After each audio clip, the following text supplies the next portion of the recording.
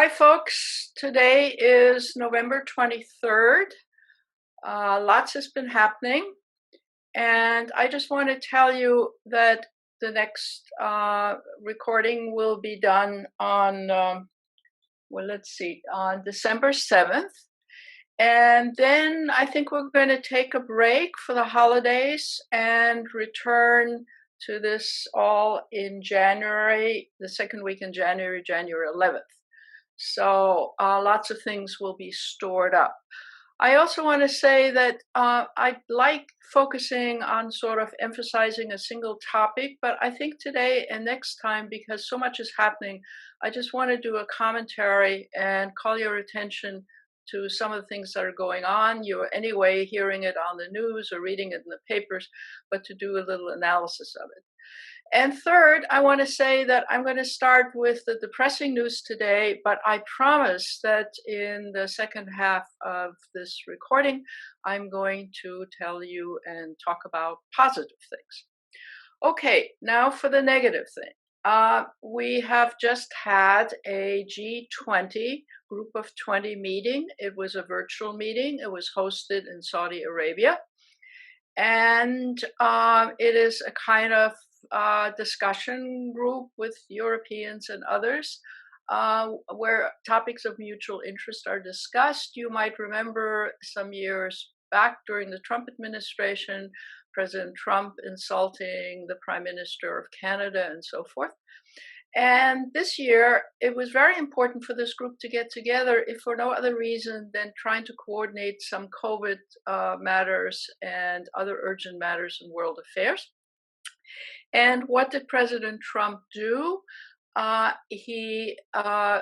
During some of the meetings, especially an important side meeting, as they're called, where they were discussing how to coordinate responses to COVID and how to deal with the upcoming vaccinations, Trump was out in the golf course. He couldn't even be bothered being there. Although the next day he did address the group, and I won't bore you with all the things he said, the usual kinds of things, hostility to treaties, America first, and all the rest of it. The relevance of all of this is that the group of 20 is actually a fairly important sort of get-together, talk shop. And since there are urgent global issues, for example, COVID and vaccination, and for example, climate, it is noticeable that the US is out to lunch. And it is also noticeable that when the US is out to lunch, many things sort of fray a bit here and there. Because there is no real leadership. There's Angela Merkel trying to lead on some issues, but the absence of the US is being felt. I emphasize that because the reconnection of the US in all these matters, once Biden is elected, is going to be rather important. So that was that meeting. The next negative thing that happened, I think it was yesterday, was that the Trump administration nixed something called the Open Sky Treaty. The Open Sky Treaty was a treaty between, I think, 34, 35 countries, which was rather important because the countries had agreed that with notification, countries can overfly other countries to assure themselves that the countries are accurately reporting airplanes, military bases, and so forth. It was a mechanism to assure each other that things not only were open, but that they were being given accurate information about military and military preparedness. China was not a member of this as yet, although they might have been willing to join later on. But in any event, it's one of the many treaties that the US decided quickly, and Trump at the end of his days, one assumes, to get out of. So it's just another treaty that was given the death knell under the Trump administration.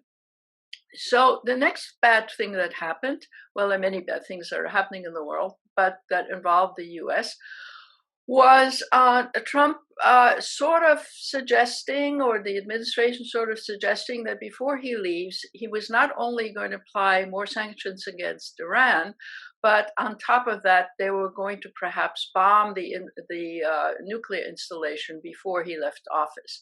The last bit seems to be off the table, but what isn't off the table is still doing something to Iran before he leaves office.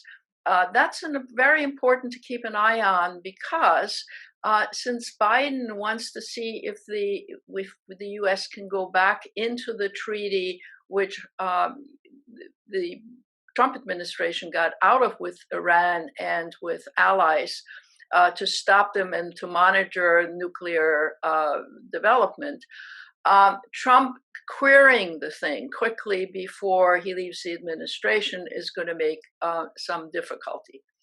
Now, that combined, or let me get back to that in a minute, with Secretary of State Pompeo's visit to Israel. So the Secretary of State goes to Israel, and he does a number of harmful, in the short and certainly in the long term, things while there. First, he traipses around Israel, looks at the Golan Heights, which was in international law is considered non-Israeli territory. It was conquered by Israel from the Syrians some years back, but at some point theoretically should be returned. But in any event, announcing that it's Israeli territory is quite controversial and counter to understood international law. The second thing he did was, of course, visit a settlement, which essentially signaled that the Trump administration assumes that the former Palestinian lands, which are theoretically would be negotiated if there was a two-state solution, was firmly Israeli and acknowledged by the U.S. to be Israeli. So that makes serious trouble, because it means that if you get a new administration in Israel and you get a new administration in the United States, you are in a situation where the Palestinians have been cut out, and where the U.S. made certain recognition, and to put the genie back into that bottle will also not be easy. Now, it's true that Biden and his administration will be quite pro-Israel, but nevertheless, pro-Israel does not mean anti-Palestinian. So what Pompeo managed to do was to bolster Netanyahu some more and make it clear that the U.S. considers all the territories that Israel has claimed as its own, whether they're former Syrian or Palestinian, are recognized as being Israeli by the United States.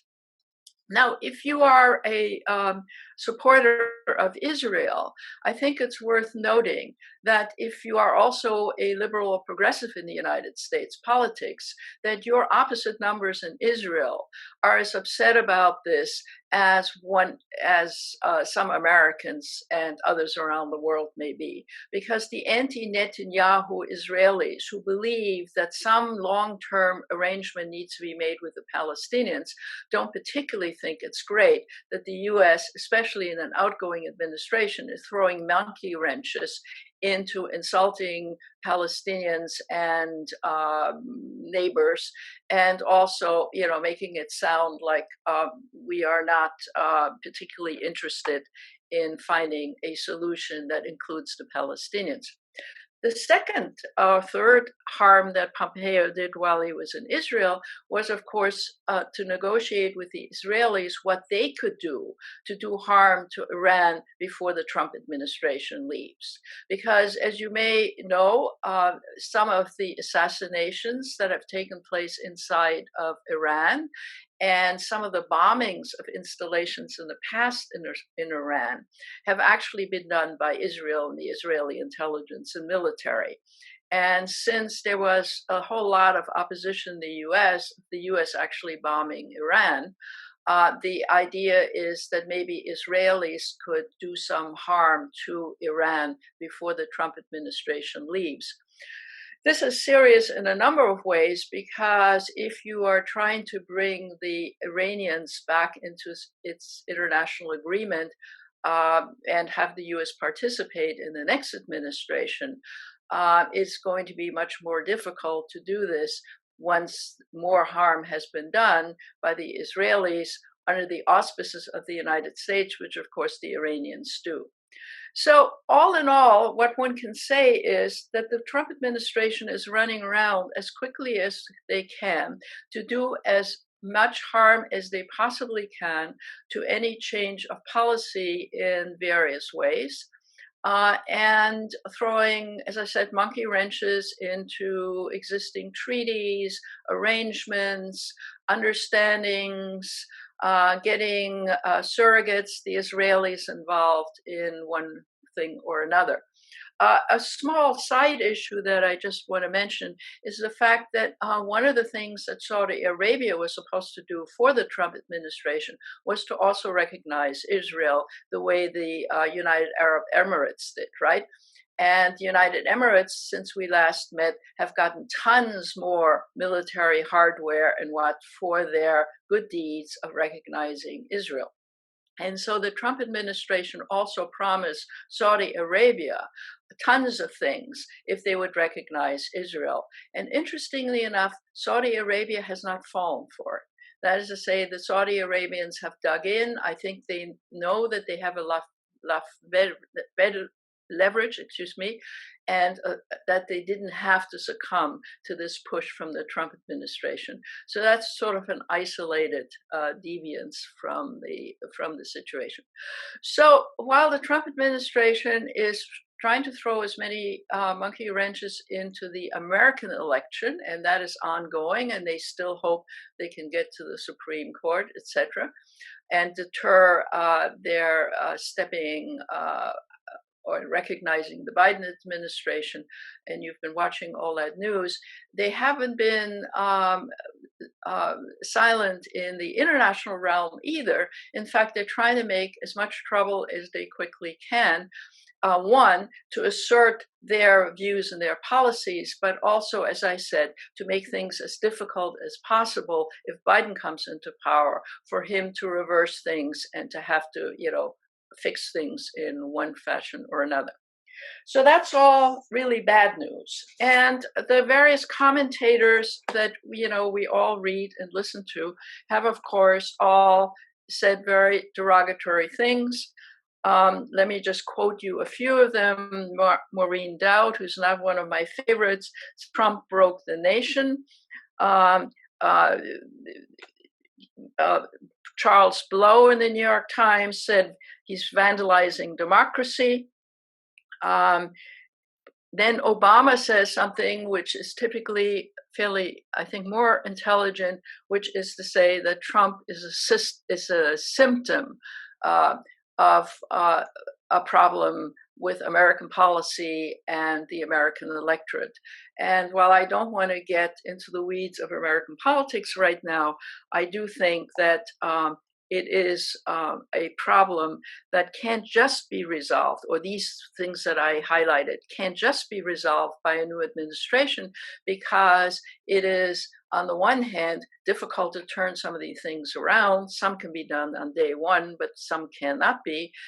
Second of all, as I talked about in the last discussion we had, is that U.S. role in the world affairs has fundamentally changed, and the genie can't be put entirely back in the bottle again.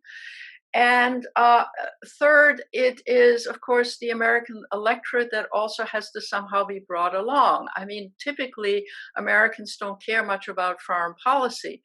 But, if you come in with a sledgehammer and saying we're going to reverse a lot of the Trump stuff, you better believe that the right-wing radio and television broadcasts, which, by the way, have gone to the right of even the Fox News, as you know, will have plenty to say about some aspects of trying to reverse Trump's foreign policy.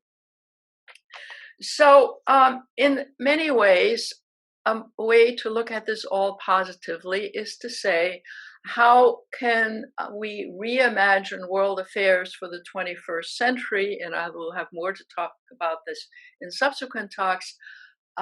because we are not starting from ground zero. We're starting from a situation of loss of confidence, loss of respect, loss of influence in the United States.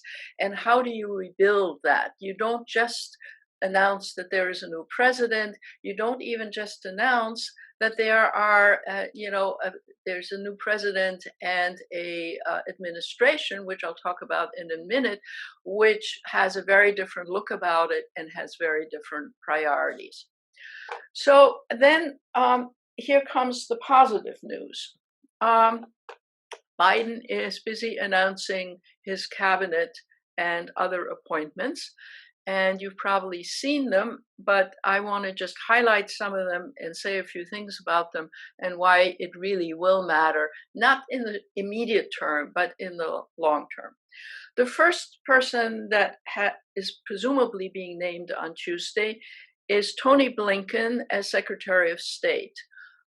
Tony Blinken, and I don't want to just repeat what you hear on the news and CNN and so forth, is a very experienced foreign affairs expert, worked for years under Biden, has been the second in command for a couple of years under the Obama administration in the State Department, is a man who is very keen on alliances, who is known around the world.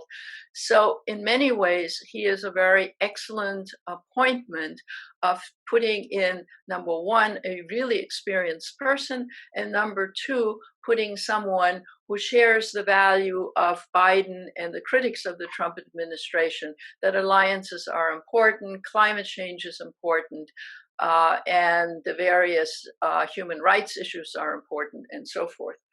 The downside, I think, of Blinken, which I don't think has been mentioned on the media, is that he is an incredibly nice guy who is very seasoned and much respected and very much liked. And what the reason why this is, on the one hand, a good thing, this on the flip side is the fact that he is not one of these sort of bulldozer type individuals who's going to come in the State Department and reorganize it in, jiffy. The State Department has been absolutely decimated. It is an absolute mess.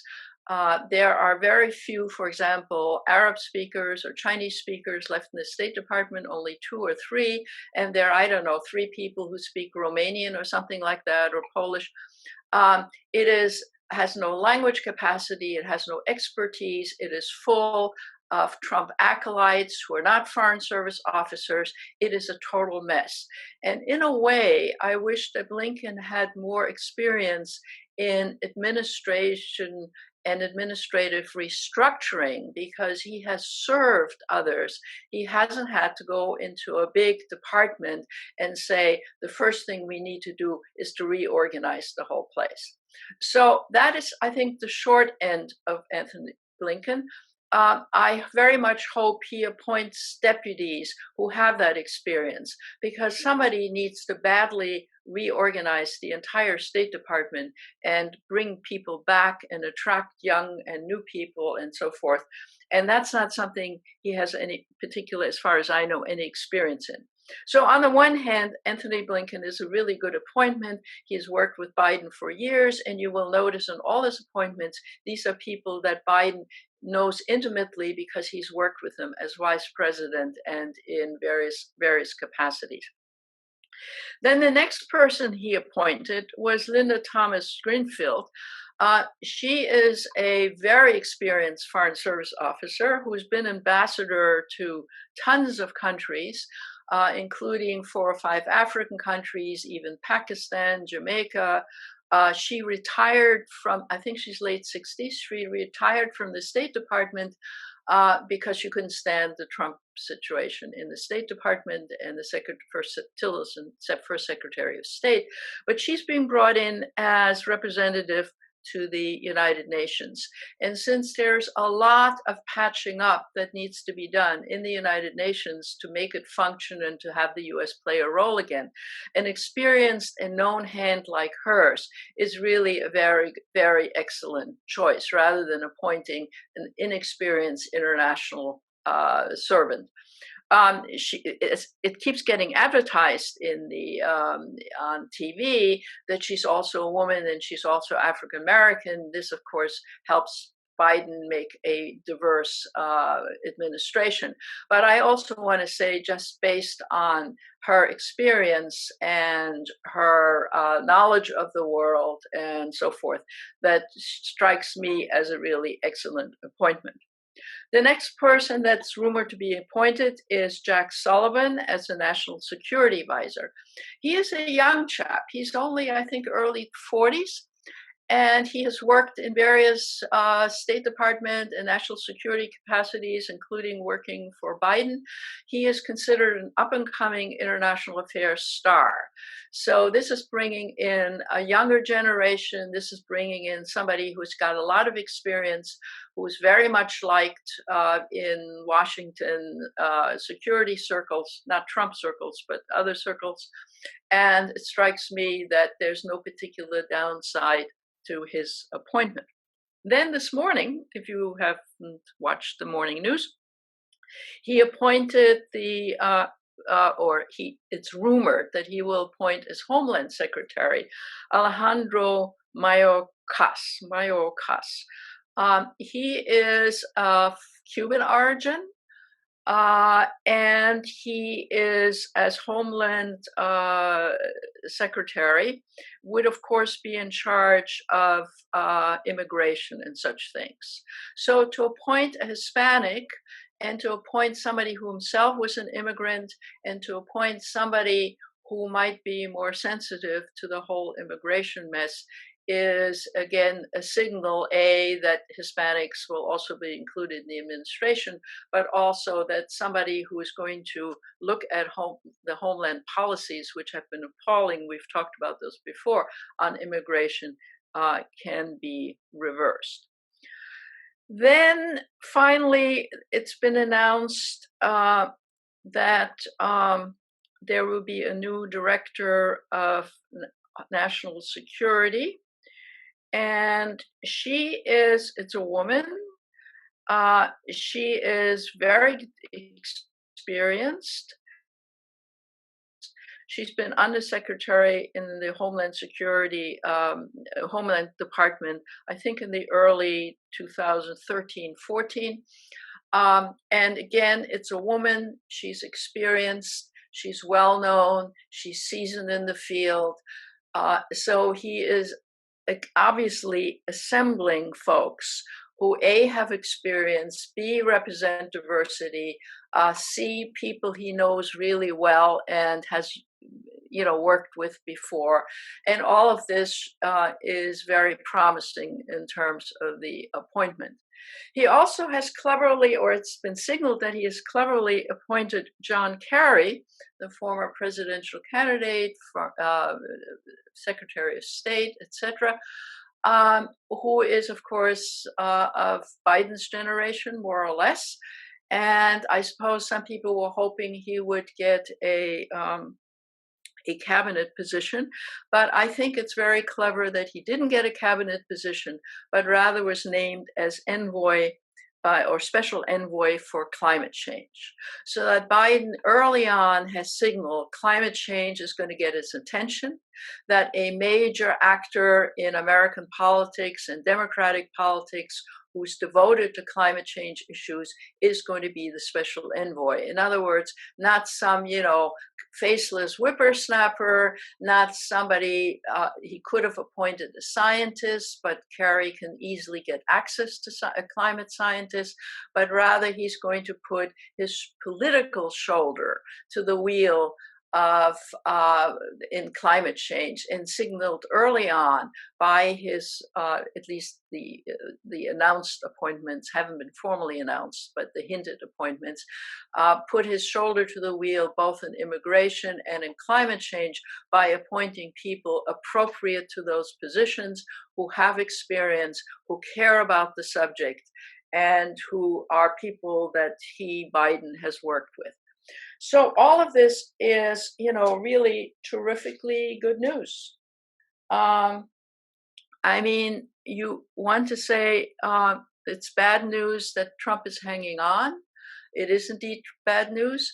But the fact that Biden, in spite of being locked out of the consultation because he has not been acknowledged to be the next president by the Trump administration, Biden is moving ahead.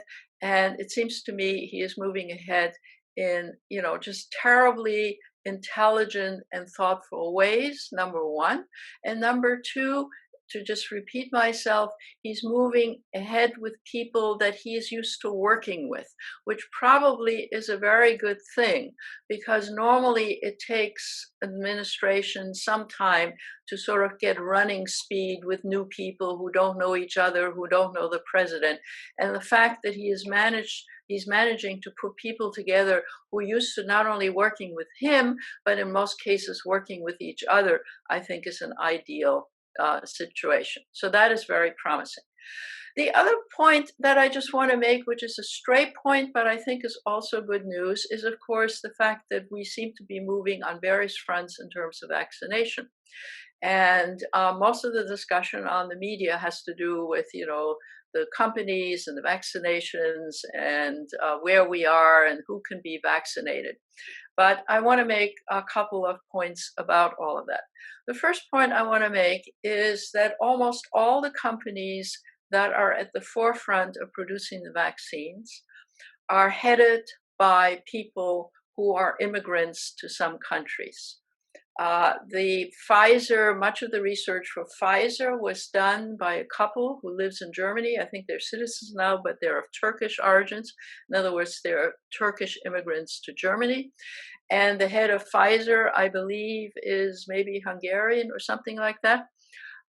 The other companies are also, I won't bore you with all the companies, are almost all headed by people who are immigrants from somewhere to wherever they're working.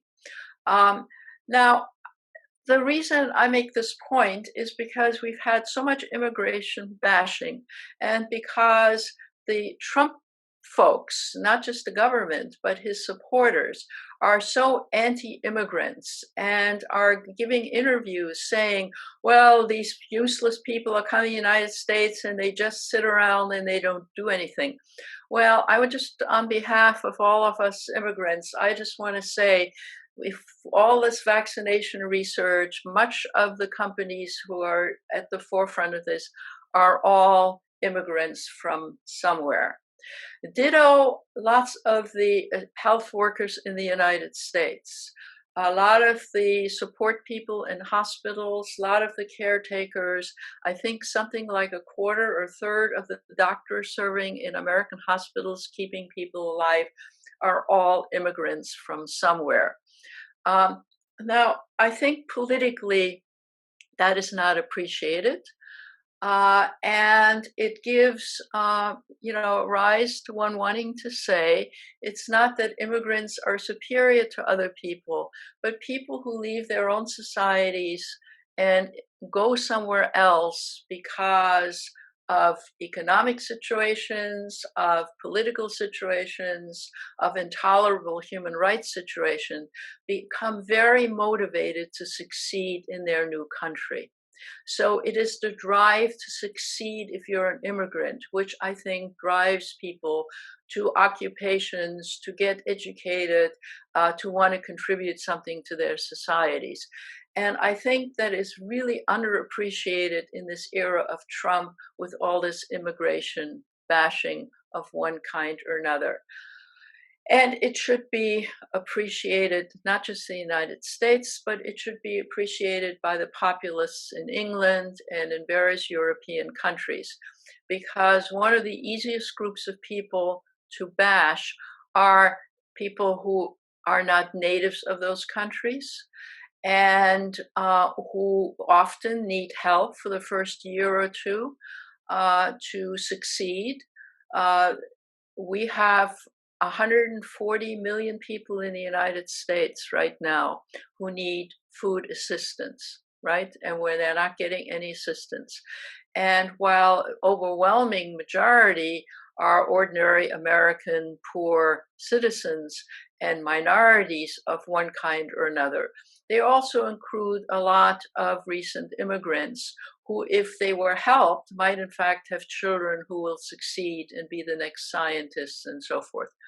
So I guess I'm ending this talk by giving a pitch to the immigrants of this world in the United States and around the world, and say we all owe them a debt, both in terms of having helped create these vaccines, which will help us all down the road, but also who are keeping our hospitals and our care facilities going while the rest of us are suffering. And I think it's really important to start talking about that because most European countries, as I've mentioned before, and the United States are aging out, and we will continue to need immigrants.